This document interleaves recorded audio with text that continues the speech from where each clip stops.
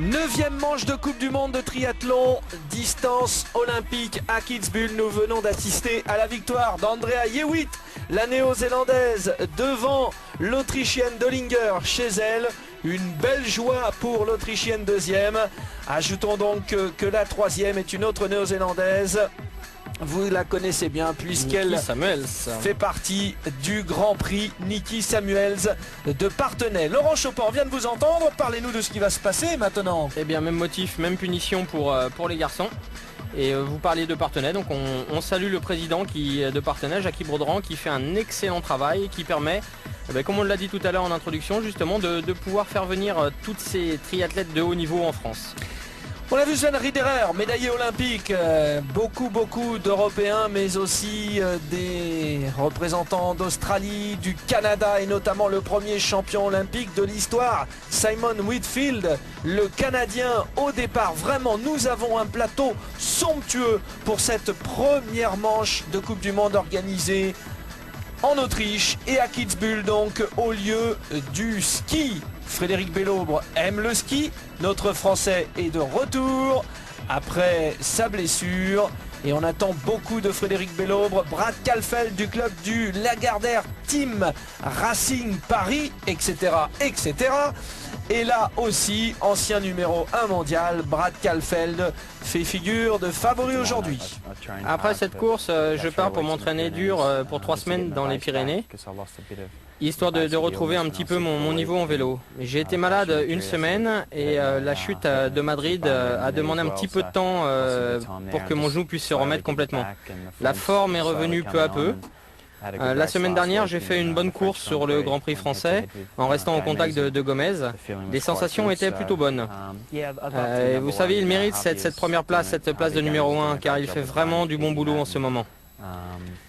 Si ça va demain et la semaine prochaine sur l'autre Coupe du Monde, je peux peut-être grappiller quelques points. Je n'ai que 3 résultats cette année sur Coupe du Monde. Il me reste 6 résultats à faire. Je peux donc raisonnablement espérer finir dans le top 3. Le numéro 1 mondial, c'est Javier Gomez, l'Espagnol, c'est vrai, difficilement battable cette saison. Javier Gomez du club de Sartrouville, puisqu'à chaque fois on a l'habitude à travers ces manches de Coupe du Monde de citer l'ensemble des clubs français qui nous font vibrer. C'est parti, 1500 mètres de natation, 40 km de cyclisme, 10 km de course à pied, c'est la distance olympique. C'est parti pour le triathlon. Laurent, vous nous redites les conditions de cette natation? Donc natation sans combinaison, l'eau était annoncée à 22 degrés, 2 tours, sortie à l'australienne. Donc on va pouvoir faire le point à mi-parcours de qui est où et qui fait quoi, en espérant que nos Français, vous avez cité Frédéric Bellobre, mais il y a aussi Stéphane Poula, Tony Moulet, Samuel Pierre-Clos, Laurent Vidal, qui espèrent faire aussi bien que ce début de saison et de pouvoir jouer une carte importante sur cette course de Kitzbühel. Oui, nous avons, à part peut-être Cédric Fleurton, l'équipe de France type présente aujourd'hui à Kitzbühel avec son leader Frédéric Bellobre, avec son expérimenté Stéphane Poula, et puis celui qui monte, qui grimpe, qui va de mieux en mieux, Laurent Vidal, après son départ de Beauvais pour le Racing. Il a pris confiance en lui, il est là. Tony Moulet lui aussi et reste un espoir du club de Poissy. Et enfin l'ancien Samuel Pierre-Clos, toujours là pour assurer le coup. Belle équipe de France présente, mais attention, grosse équipe d'Australie avec Delo, Vettel, Hopper, Kalfeld, Wilson. Ça va être dur. Sortie de l'eau pour Stéphane Poula. Et oui, bien sûr. Et la prime au passage. Et en deuxième position, alors là c'est très étonnant, Simon Whitfield est juste derrière Stéphane Poula. Alors Simon Whitfield nous avait fait voir de bonnes dispositions et de gros progrès en natation cette saison. Mais alors là c'est étonnant de le voir à ce niveau-là. Il est devant Frédéric Bellobre qui représente l'un des tout meilleurs dans cet exercice. C'est très bien parti pour Stéphane Poula qui est vraiment un excellent nageur. Stéphane Poula qui en plus en profite pour se faire les primes. Ça c'est toujours bien. Et puis comme il nous doit bien sûr comme chaque hiver un petit repas dans son restaurant de couscous à Vincennes. Ça va lui faire plaisir. Voilà. Et Simon mais Whitfield, uniquement l'hiver, on le rappelle. Oui, enfin quand je dis l'hiver, c'est-à-dire la pause pour la saison de triathlon. À la coupure. Voilà, à la pause. Et voilà Stéphane, le plus près de nous, et Simon Whitfield à ses côtés. Il n'est même pas dans la vague, ni dans les pieds. Simon Whitfield, il nage côte à côte avec Stéphane Poula. Vraiment étonnant, le champion olympique qui a fait d'énormes progrès cet hiver en natation. 35 ans, Stéphane Poula, il a participé déjà aux Jeux Olympiques. C'est un homme qui collectionne les podiums en Coupe du Monde, mais c'est un des Français, un des rares Français qui fait partie du haut du tableau à ne pas encore avoir gagné de manche de Coupe du Monde. Fattori, Bellobre, Fleurton et tant d'autres. Bignet, Daudet, Déanaz.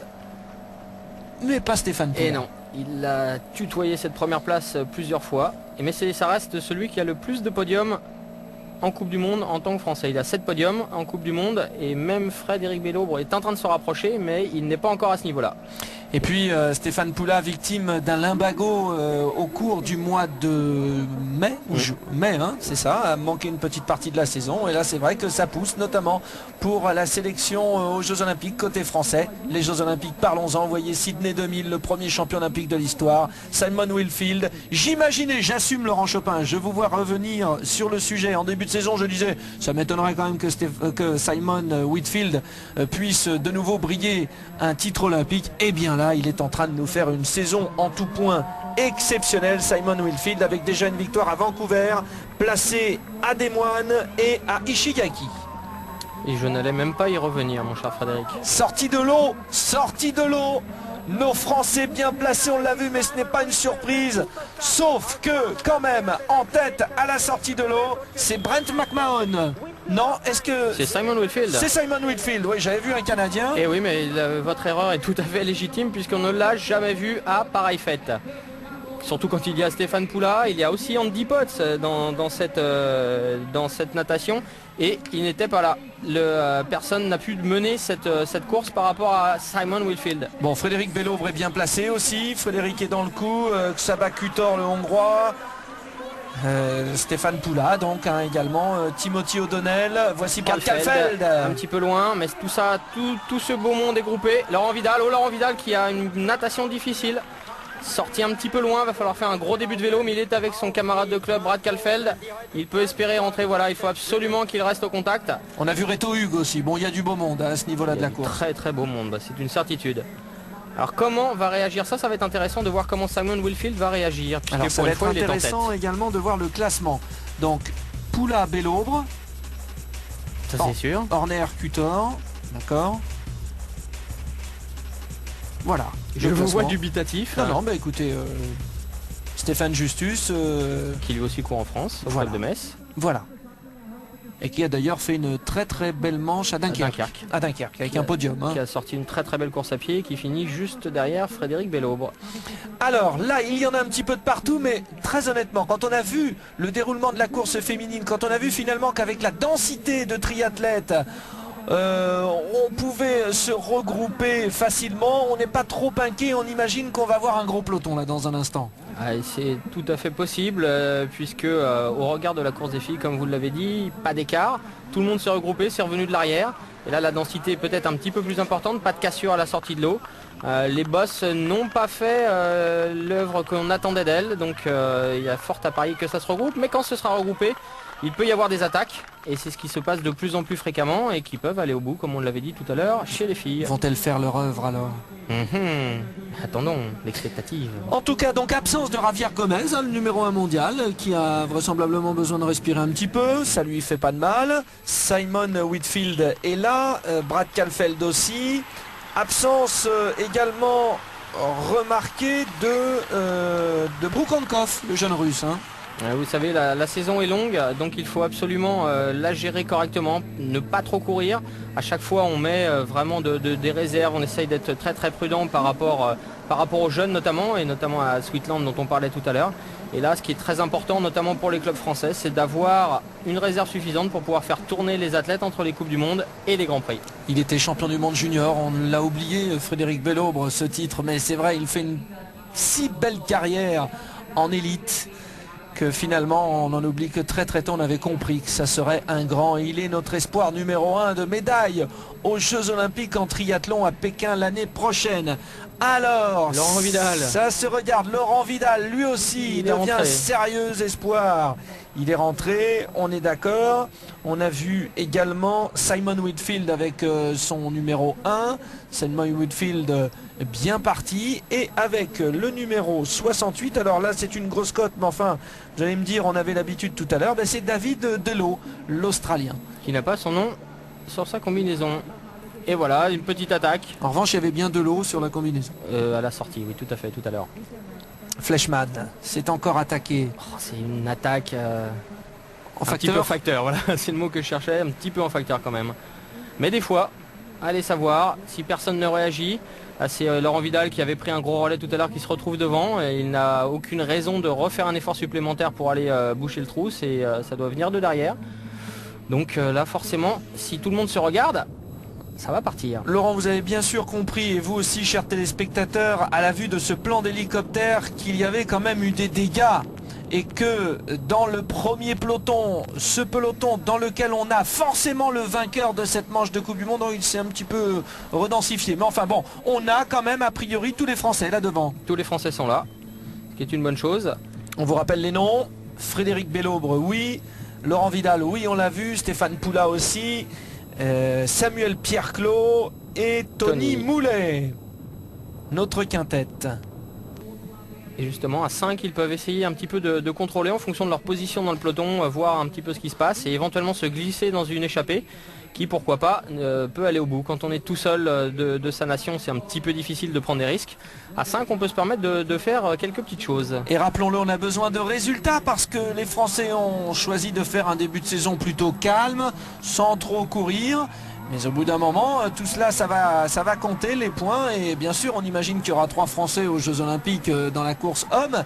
Mais attention, quand même. Rester vigilant. Faut rester vigilant. Car les points vont très très vite. Ils se situent aux abords de la 5e place pour l'instant. Donc c'est les 8 premières nations qui ont 3 dossards. Et regardez là sur ce plan, on a vu les 5 Français. Et ben regardez, Stéphane qui fait toujours le spectacle. Et donc la fameuse prime pour le restaurant couscous. Voilà. C'est bien, ça nous arrange d'ailleurs. Voilà, 5e tour. Et voilà, Stéphane qui en a profité pour poursuivre son effort et qui est parti. Pourquoi pas tenter et essayer quelque chose dans les 3 derniers tours. Alors pourquoi pas, mais franchement, Laurent. Franchement.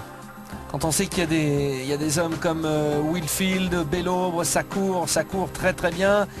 On a vu que c'était difficile de creuser des écarts sur le vélo. Est-ce que c'est pas un peu se jeter Mais vous l'avez dit, Stéphane, fin mai, début juin, a été blessé. Il a d'ailleurs raté la manche de Vancouver. Il était sur place, mais il n'a pas pu prendre le départ. Même chose pour Tony Moulet, et vous continuez bien sûr sur Poulain. À cause de ce limbago dont vous avez parlé. Et pourquoi il sait qu'il est un petit peu juste à pied en ce moment, que la forme revient progressivement, mais il est un petit peu à court d'entraînement. Pourquoi ne pas profiter d'une attaque en facture, d'éventuellement poser le vélo avec 40 ou 45 secondes, c'est toujours ça de gagner. En sachant qu'il est peut-être un tout petit peu juste à pied en ce moment. Alors on avance donc dans ce résumé un petit peu particulier là cette semaine. Oui, ils nous font des petites récaps sur les attaques des groupes, c'est un petit peu bizarre mais ça nous permet de voir un peu ce qui s'est passé. Donc on a vu Tony Moulet, on a vu Stéphane Poula. Des Français dans chaque attaque, voilà, je parle pas d'O'Neill. C'est vraiment ce qu'on avait dit tout à l'heure, ils étaient tous les 5 devant, donc prêts à bondir et prêts à contrôler cette course et à savoir exactement ce qu'il se passe à la tête. Allez, on revient sur la course. Alors, on se regarde, 8e tour, on vérifie à gauche, à droite, on a vu avec le numéro 7, Dan Alterman, les 2 jumeaux israéliens sont là, Dan et Ran, ou Ran et Dan. Oui, effectivement. Il n'y a plus d'autres solutions. Non, j'essaie en train d'essayer. Mais vous regardez, vous disiez tout le monde se regarde et sur le plan d'hélicoptère, on a exactement vu ce qui s'est passé. Tout le monde s'est écarté sur la route, plus personne ne voulait attaquer, plus personne ne voulait mener. Et on a un groupe devant.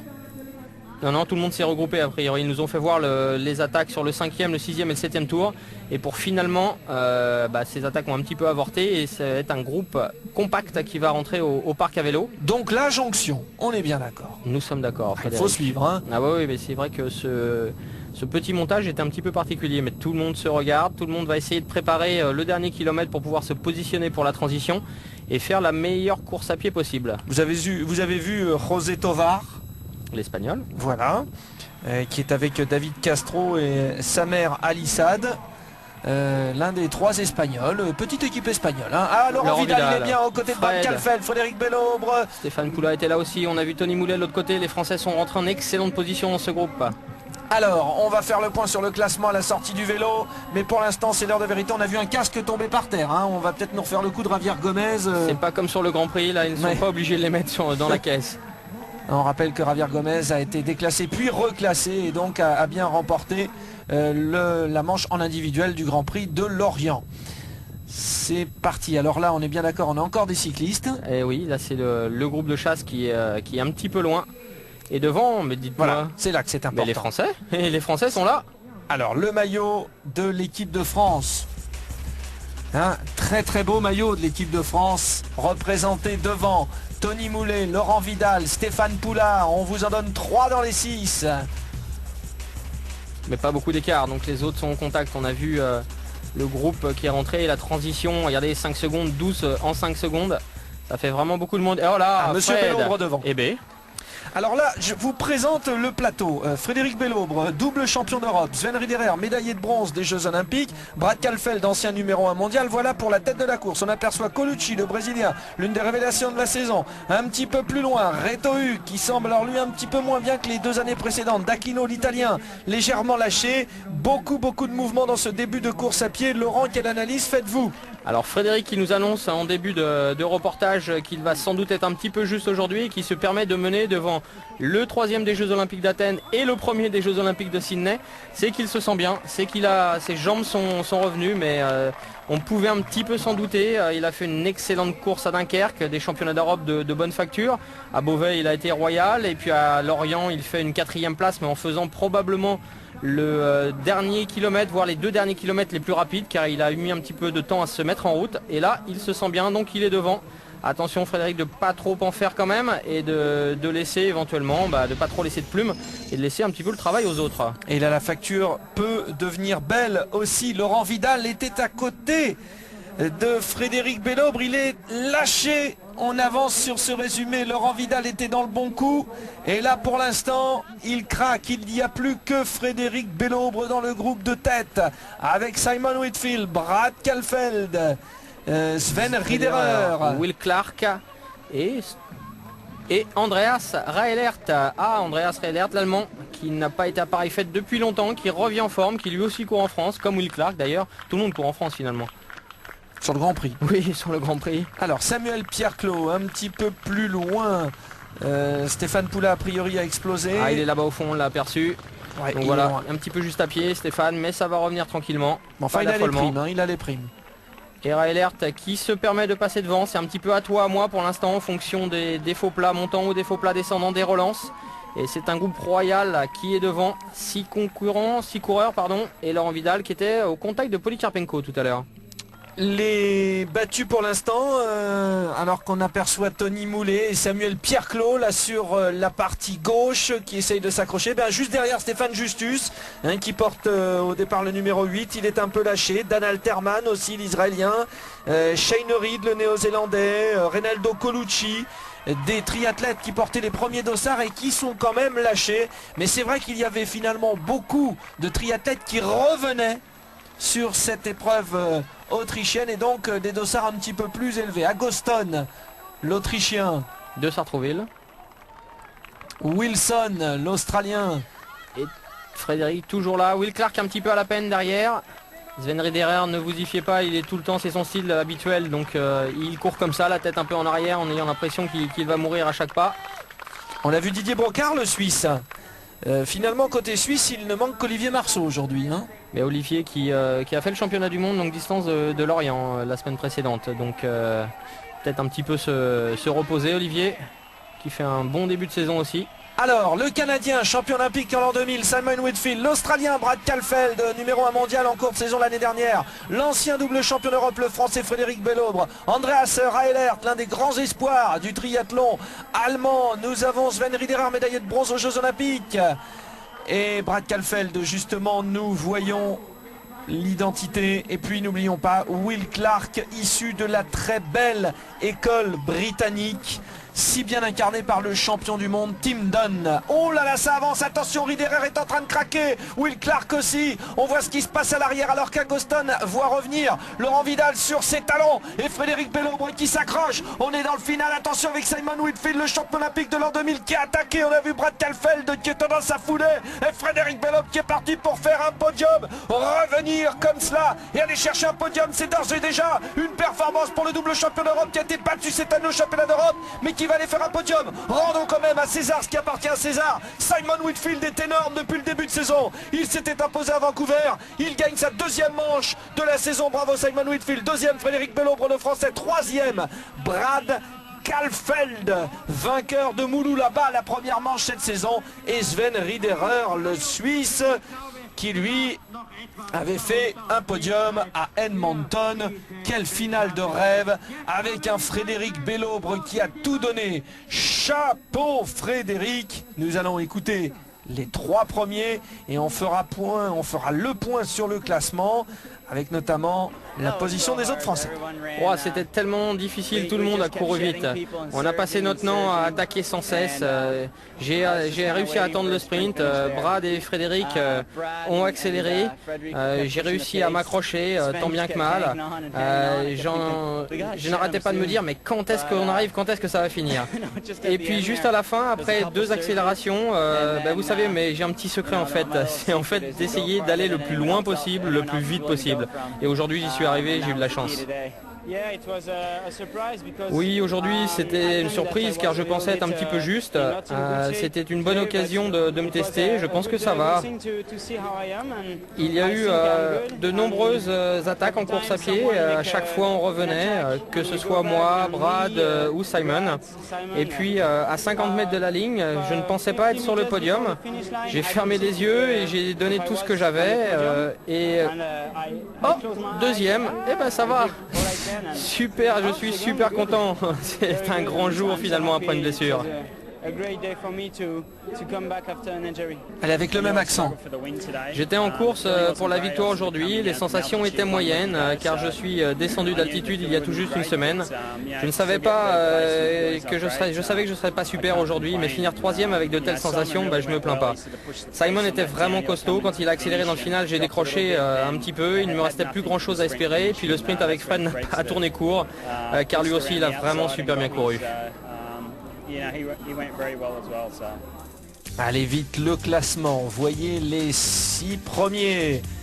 Andreas Raelert s'est accroché, voilà le petit groupe de tête finalement qui est resté ensemble jusqu'à ce que l'arrivée fasse la différence. Et puis Laurent Vidal, donc 2e français, 12e, 14e Samuel Pierre-Clos, 15e Tony Moulet et 27e Stéphane Poula. Mais beau tir groupé des Français, avec le retour de leur leader. Ils se positionnent, ils vont garder ce 3e dossard là, ils sont tous un petit peu à toi à moi, qui va passer 12e, 15e, etc. Donc c'est une très très bonne chose.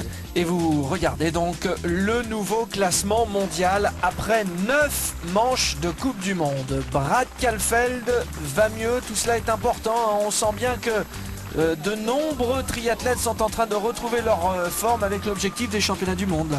Plus l'été va passer, les championnats du monde étant fin août, début septembre, toutes les coupes du monde vont se densifier, à la fois en termes de plateau et en termes de niveau. Tout le monde espère ce pic de forme à Hambourg. Oui, avec 3 grands rendez-vous donc en Europe, il y aura aussi Salford et Tijoux-Varos, donc respectivement en Angleterre et en Hongrie. Tout cela sur Sport Plus cet été avec notre Laurent Chopin. Bien sûr, voilà le podium des filles avec la victoire d'Andrea Yewitt devant Dollinger et Samuels. La tradition veut qu'on arrose. Rendez-vous donc la semaine prochaine pour la 10e manche. Au revoir. Bye bye.